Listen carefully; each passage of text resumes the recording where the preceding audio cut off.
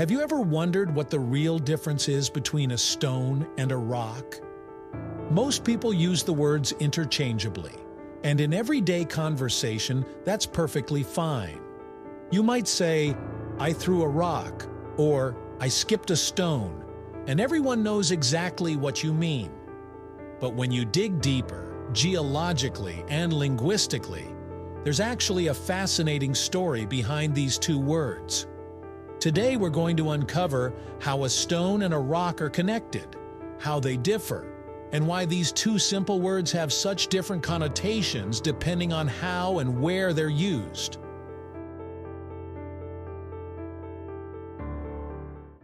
Let's start with the basics. From a geological standpoint, a rock is a naturally occurring solid made up of one or more minerals or mineraloids.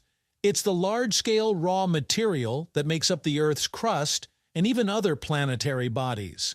Rocks are the building blocks of the planet, massive, ancient, and constantly changing through geological processes like erosion, melting, and metamorphism. When we talk about rock in this scientific sense, we're referring to the broad category that includes everything from granite and basalt to limestone and sandstone. Each of these rocks forms under specific conditions and tells a story about the Earth's history, pressure, temperature, and chemistry over millions of years. Now, a stone, on the other hand, is a much more human term. It's not a scientific classification, but rather a cultural or descriptive word.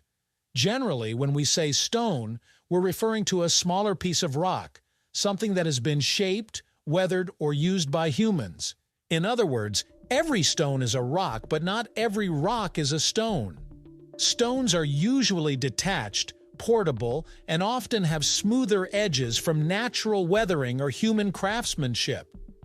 When you pick up a small pebble at the beach, that's a stone. When you carve a sculpture out of marble, you're shaping stone. And when a mason builds a wall out of granite blocks, those blocks are stones. Interestingly, the distinction between the two words also lies in human perception and usage. The word rock often carries a sense of roughness, rawness, and natural power. We think of towering cliffs, mountain ranges, or volcanic formations. It's a word that evokes strength and size. On the other hand, stone feels more refined and personal. It's the material of art, architecture, and jewelry. We think of gemstones, gravestones, stepping stones, or even the Stone Age. It has a sense of craftsmanship and intimacy attached to it. So while rock belongs more to nature, stone belongs more to human culture. Etymologically speaking, the two words come from very different roots. The word rock comes from the Old French roche, which referred to a cliff or a large mass of stone. It entered English in the Middle Ages and has since carried the meaning of large, solid formations. Meanwhile, stone comes from Old English stan, which has Germanic origins, similar to the Dutch steen and the German stein. It's one of the oldest words in the English language, deeply rooted in daily life, trade, and craft. The ancient Anglo-Saxons would have used stan to refer to everything from a tool made of stone to a marker placed on a grave. This linguistic heritage reflects how stone has always been closer to human hands, while rock has symbolized something grand and immovable. From a scientific perspective, there's another layer to this distinction. Geologists use the word rock to describe natural aggregates of minerals in the Earth's crust. These rocks are classified into three main types: igneous, sedimentary, and metamorphic. Igneous rocks form when molten magma cools and solidifies, like basalt or granite. Sedimentary rocks, such as limestone or shale, are formed through the accumulation of sediments over time, often layered and rich in fossils. Metamorphic rocks, like marble or slate, are transformed versions of existing rocks that have undergone heat and pressure deep within the earth. When pieces of these rocks break off, weather, or are used by humans, we tend to call them stones. So the term stone is often a smaller, more accessible form of rock, one that can be held, moved, or shaped.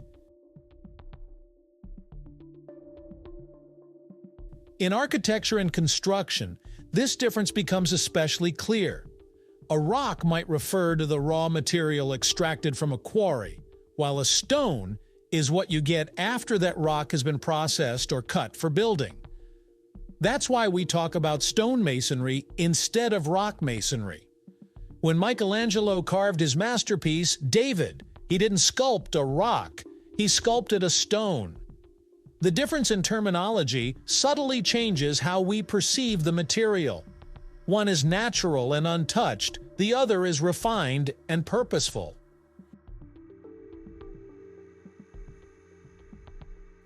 Even in culture and symbolism, the two words carry very different emotional meanings.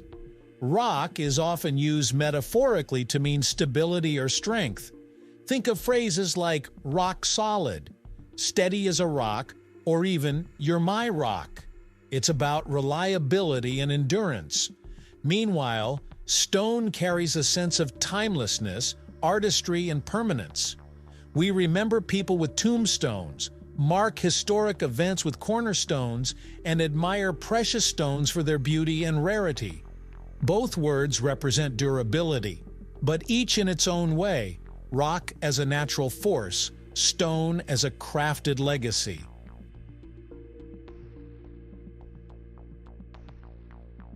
In modern language, the difference between stone and rock is often blurred. You might call a small stone a rock in casual speech, or vice versa, and nobody will correct you. But when you pay attention, you'll start to notice how context changes everything. You'll rarely hear someone say gem rock, it's always gemstone. Likewise, you wouldn't say the stone of Gibraltar, it's the rock of Gibraltar. The words have found their places in the English language, shaped by both nature and culture, just like the materials themselves. So next time you pick up a pebble, climb a mountain, or admire a marble statue, think about how these two words, rock and stone, connect the vastness of the Earth's geology with the creativity of human civilization. One represents the planet's raw foundation, the other our ability to shape and give meaning to what we find in nature. In the end, they're two sides of the same coin, one born from the earth and the other shaped by our hands.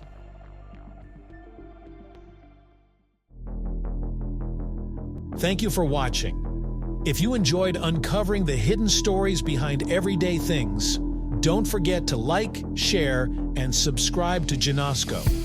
Hit the bell so you never miss a new discovery. Until next time, keep exploring the world's surprising backstories.